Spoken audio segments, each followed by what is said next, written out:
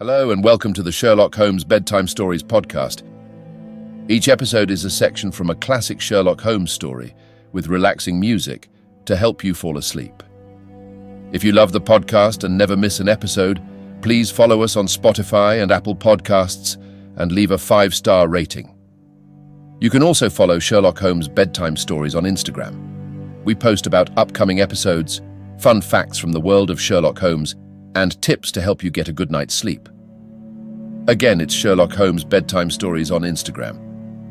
If our podcast has become a part of your bedtime routine, consider becoming a Spotify supporter. Support from listeners like you is one of the main reasons we're able to keep bringing you the best Sherlock Holmes bedtime experience completely free. So sleep easier by clicking the Support This Podcast link in the show notes and become a Spotify supporter today. And as always, if you're enjoying the pod, please spread the word. Sharing with friends and family really does help. Thank you for joining us this evening.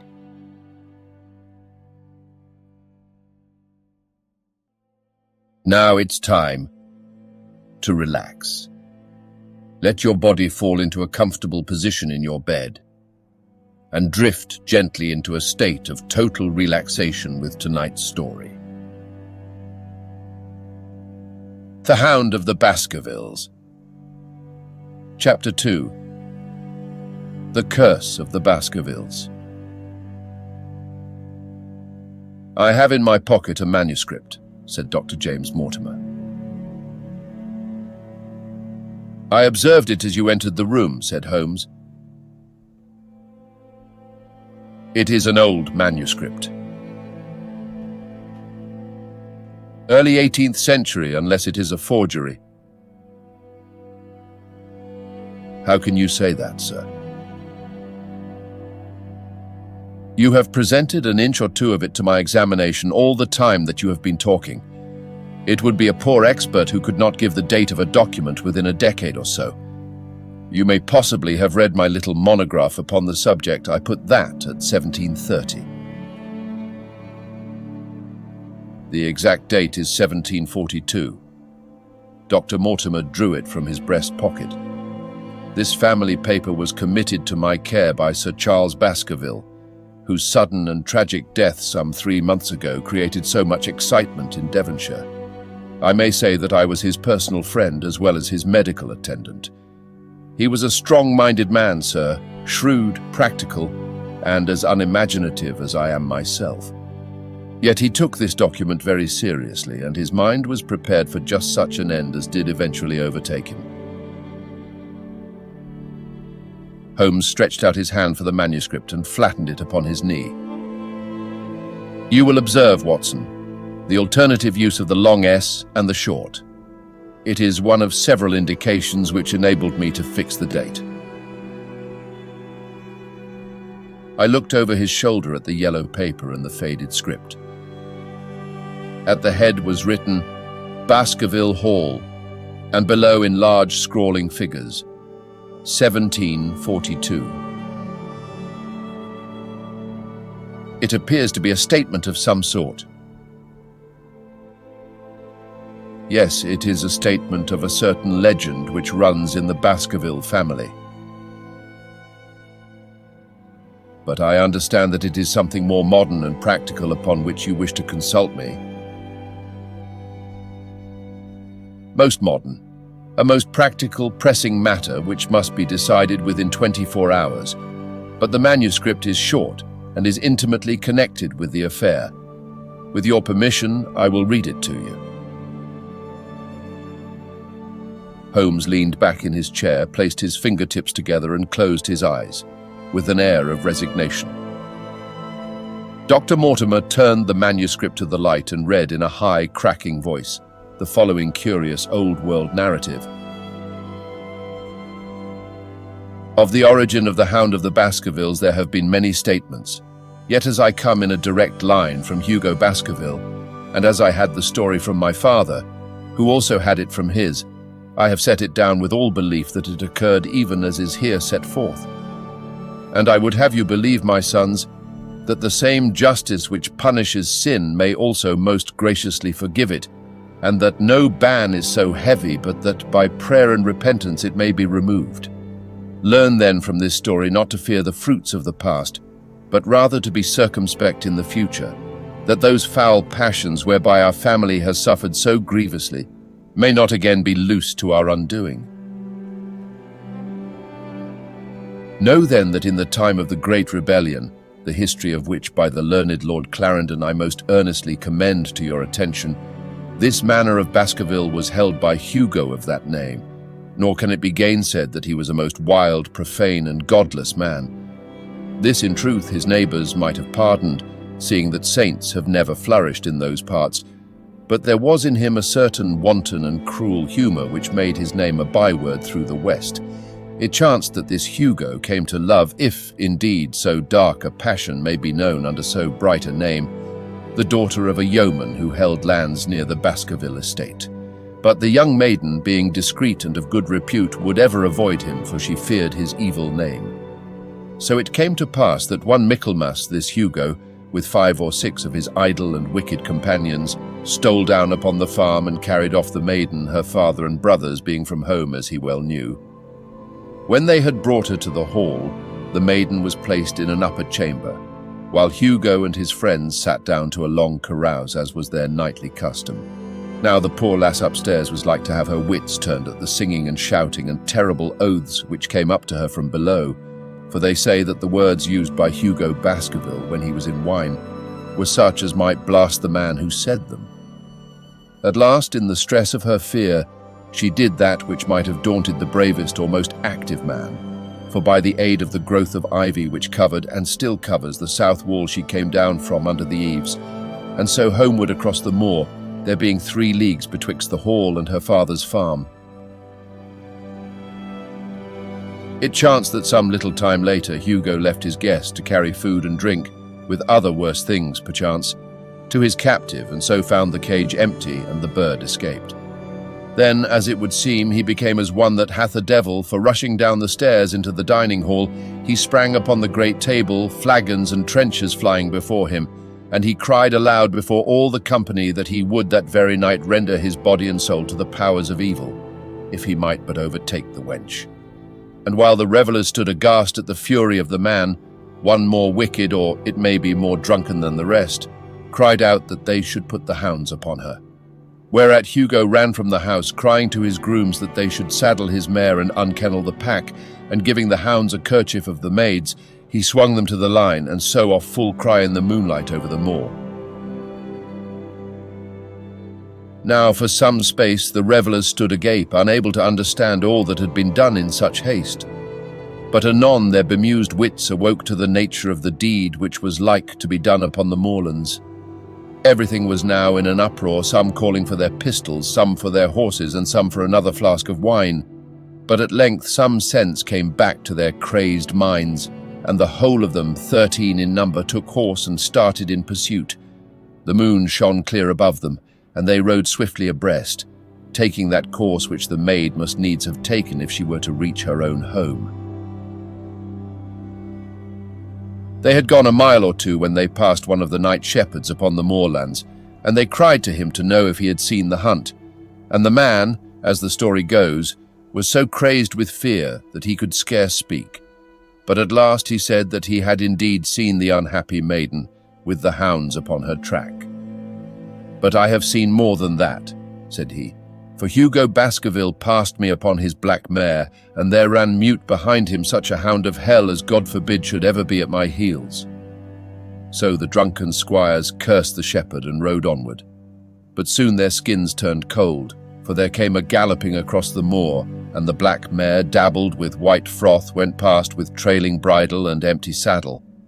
Then the revellers rode close together, for a great fear was on them, but they still followed over the moor, though each, had he been alone, would have been right glad to have turned his horse's head. Riding slowly in this fashion, they came at last upon the hounds. These, though known for their valour and their breed, were whimpering in a cluster at the head of a deep dip or goyle, as we call it, upon the moor, some slinking away and some with starting hackles and staring eyes, gazing down the narrow valley before them. The company had come to a halt, more sober men, as you may guess, than when they started. The most of them would by no means advance, but 3 of them, the boldest, or it may be the most drunken, rode forward down the Goyle. Now it opened into a broad space in which stood two of those great stones still to be seen there, which were set by certain forgotten peoples in the days of old. The moon was shining bright upon the clearing, and there in the centre lay the unhappy maid where she had fallen, dead of fear and of fatigue. But it was not the sight of her body, nor yet was it that of the body of Hugo Baskerville lying near her, which raised the hair upon the heads of these three daredevil roisterers, but it was that, standing over Hugo and plucking at his throat, there stood a foul thing, a great black beast, shaped like a hound, yet larger than any hound that ever mortal eye has rested upon. And even as they looked, the thing tore the throat out of Hugo Baskerville, on which, as it turned its blazing eyes and dripping jaws upon them, the three shrieked with fear and rode for dear life, still screaming across the moor. One, it is said, died that very night of what he had seen, and the other twain were but broken men for the rest of their days. Such is the tale, my sons, of the coming of the hound which is said to have plagued the family so sorely ever since. If I have set it down, it is because that which is clearly known hath less terror than that which is but hinted at and guessed, nor can it be denied that many of the family have been unhappy in their deaths, which have been sudden, bloody, and mysterious. Yet may we shelter ourselves in the infinite goodness of Providence, which would not forever punish the innocent beyond that third or fourth generation which is threatened in Holy Writ. To that Providence, my sons, I hereby commend you, and I counsel you by way of caution to forbear from crossing the moor in those dark hours when the powers of evil are exalted. This from Hugo Baskerville to his sons Roger and John, with instructions that they say nothing thereof to their sister Elizabeth. When Dr. Mortimer had finished reading this singular narrative, he pushed his spectacles up on his forehead and stared across at Mr. Sherlock Holmes. The latter yawned and tossed the end of his cigarette into the fire. "Well," said he, "do you not find it interesting?" To a collector of fairy tales. Dr. Mortimer drew a folded newspaper out of his pocket. "Now, Mr. Holmes, we will give you something a little more recent. This is the Devon County Chronicle of May 14th of this year. It is a short account of the facts elicited at the death of Sir Charles Baskerville, which occurred a few days before that date." My friend leaned a little forward and his expression became intent. Our visitor readjusted his glasses and began. "The recent sudden death of Sir Charles Baskerville, whose name has been mentioned as the probable Liberal candidate for Mid-Devon at the next election, has cast a gloom over the county. Though Sir Charles had resided at Baskerville Hall for a comparatively short period, his amiability of character and extreme generosity had won the affection and respect of all who had been brought into contact with him. In these days of nouveau riche, it is refreshing to find a case where the scion of an old county family which has fallen upon evil days is able to make his own fortune and to bring it back with him to restore the fallen grandeur of his line. Sir Charles, as is well known, made large sums of money in South African speculation. More wise than those who go on until the wheel turns against them, he realized his gains and returned to England with them. It is only 2 years since he took up his residence at Baskerville Hall, and it is common talk how large were those schemes of reconstruction and improvement which have been interrupted by his death. Being himself childless, it was his openly expressed desire that the whole countryside should, within his own lifetime, profit by his good fortune, and many will have personal reasons for bewailing his untimely end. His generous donations to local and county charities have been frequently chronicled in these columns. The circumstances connected with the death of Sir Charles cannot be said to have been entirely cleared up by the inquest, but at least enough has been done to dispose of those rumours to which local superstition has given rise. There is no reason whatever to suspect foul play or to imagine that death could be from any but natural causes. Sir Charles was a widower, and a man who may be said to have been in some ways of an eccentric habit of mind. In spite of his considerable wealth, he was simple in his personal tastes, and his indoor servants at Baskerville Hall consisted of a married couple named Barrymore, the husband acting as butler and the wife as housekeeper. Their evidence, corroborated by that of several friends, tends to show that Sir Charles's health has for some time been impaired, and points especially to some affection of the heart, manifesting itself in changes of colour, breathlessness, and acute attacks of nervous depression. Dr. James Mortimer, the friend and medical attendant of the deceased, has given evidence to the same effect. The facts of the case are simple. Sir Charles Baskerville was in the habit every night before going to bed of walking down the famous yew alley of Baskerville Hall. The evidence of the Barrymores shows that this had been his custom. On the 4th of May, Sir Charles had declared his intention of starting next day for London and had ordered Barrymore to prepare his luggage. That night, he went out as usual for his nocturnal walk, in the course of which he was in the habit of smoking a cigar. He never returned. At 12 o'clock, Barrymore, finding the hall door still open, became alarmed, and lighting a lantern went in search of his master. The day had been wet, and Sir Charles's footmarks were easily traced down the alley. Halfway down this walk, there is a gate which leads out onto the moor. There were indications that Sir Charles had stood for some little time here. He then proceeded down the alley, and it was at the far end of it that his body was discovered. One fact which has not been explained is the statement of Barrymore that his master's footprints altered their character from the time that he passed the moor gate, and that he appeared from thence onward to have been walking upon his toes. One Murphy, a gypsy horse dealer, was on the moor at no great distance at the time, but he appears by his own confession to have been the worse for drink. He declares that he heard cries but is unable to state from what direction they came.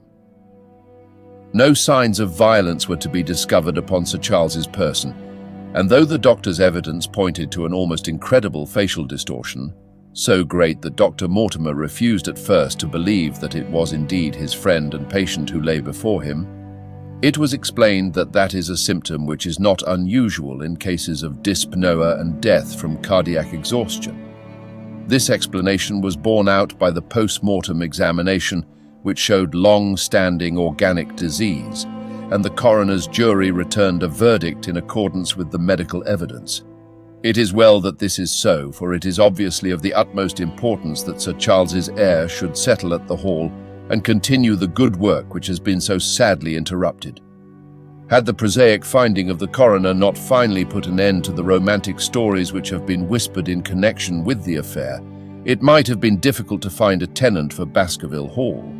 It is understood that the next of kin is Mr. Henry Baskerville, if he be still alive, the son of Sir Charles Baskerville's younger brother.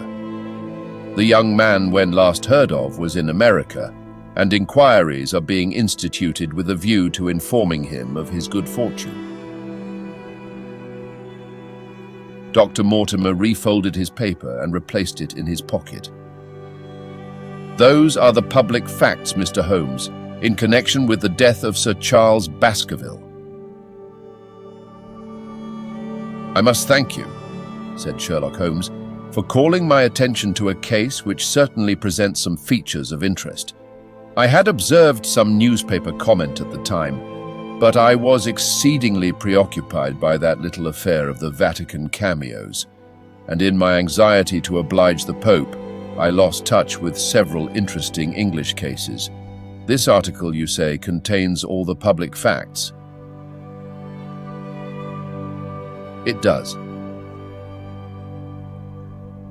Then let me have the private ones. He leaned back, put his fingertips together, and assumed his most impassive and judicial expression. In doing so, said Dr. Mortimer, who had begun to show signs of some strong emotion, I am telling that which I have not confided to anyone. My motive for withholding it from the coroner's inquiry is that a man of science shrinks from placing himself in the public position of seeming to endorse a popular superstition. I had the further motive that Baskerville Hall, as the paper says, would certainly remain untenanted if anything were done to increase its already rather grim reputation. For both these reasons, I thought that I was justified in telling rather less than I knew, since no practical good could result from it. But with you, there is no reason why I should not be perfectly frank. The moor is very sparsely inhabited, and those who live near each other are thrown very much together. For this reason, I saw a good deal of Sir Charles Baskerville. With the exception of Mr. Frankland of Laughter Hall and Mr. Stapleton the naturalist, there are no other men of education within many miles. Sir Charles was a retiring man, but the chance of his illness brought us together, and a community of interests in science kept us so. He had brought back much scientific information from South Africa, and many a charming evening we have spent together discussing the comparative anatomy of the Bushman and the Hottentot.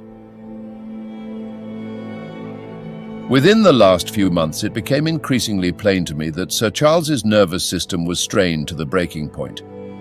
He had taken this legend, which I have read you, exceedingly to heart, so much so that, although he would walk in his own grounds, nothing would induce him to go out upon the moor at night.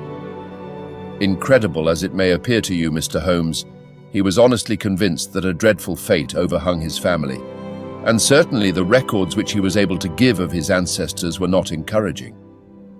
The idea of some ghastly presence constantly haunted him, and on more than one occasion he has asked me whether I had on my medical journeys at night ever seen any strange creature, or heard the baying of a hound. The latter question he put to me several times, and always with a voice which vibrated with excitement. I can well remember driving up to his house in the evening some 3 weeks before the fatal event. He chanced to be at his hall door. I had descended from my gig and was standing in front of him when I saw his eyes fix themselves over my shoulder and stare past me with an expression of the most dreadful horror. I whisked round and had just time to catch a glimpse of something which I took to be a large black calf passing at the head of the drive. So excited and alarmed was he that I was compelled to go down to the spot where the animal had been and look around for it. It was gone, however, and the incident appeared to make the worst impression upon his mind. I stayed with him all the evening, and it was on that occasion, to explain the emotion which he had shown, that he confided to my keeping that narrative which I read to you when first I came. I mention this small episode because it assumes some importance in view of the tragedy which followed, but I was convinced at the time that the matter was entirely trivial and that his excitement had no justification. It was at my advice that Sir Charles was about to go to London. His heart was, I knew, affected, and the constant anxiety in which he lived, however chimerical the cause of it might be, was evidently having a serious effect upon his health. I thought that a few months among the distractions of town would send him back a new man. Mr. Stapleton, a mutual friend who was much concerned at his state of health, was of the same opinion. At the last instant came this terrible catastrophe.